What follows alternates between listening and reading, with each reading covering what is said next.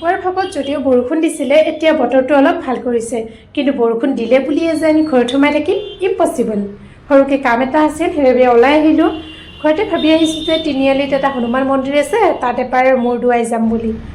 তো আহি পালোঁ তাতে আজি আকৌ মঙলবাৰ আৰু আপোনালোকে হয়তো বহুতে এই মন্দিৰটোত আহিছে বা চিনিও পাইছে নিশ্চয় যিহেতু বহুতে এইফালে অহা যোৱা কৰে আৰু এইপিনে হনুমান বাবাৰ প্ৰিয় বস্তু সেন্দুৰটো মই অৰ্পণ কৰিছোঁ দেখিছে যিহেতুকে মন্দিৰবিলাক বহুত শান্তিময় জেগাত হয় বা শান্তিপূৰ্ণ পৰিৱেশ এটা মন্দিৰত সেইবাবে বহুত বেছি ভাল লাগে মোৰ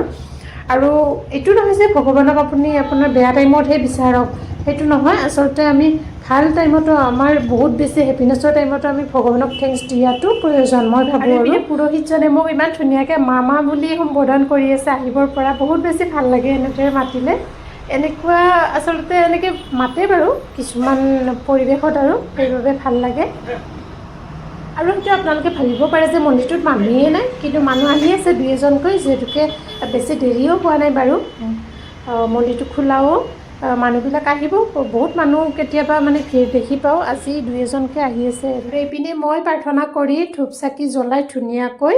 এয়া মোৰ কামখিনি সম্পূৰ্ণ হৈ গ'ল এতিয়া মই যিটো কামৰ বাবে ওলাই আহিছিলোঁ তাত যাম তো আজিলৈ ইমানেই আছিল আৰু নেক্সট ভিডিঅ'ত লগ পাই আছোঁ তো আজিলৈ বাই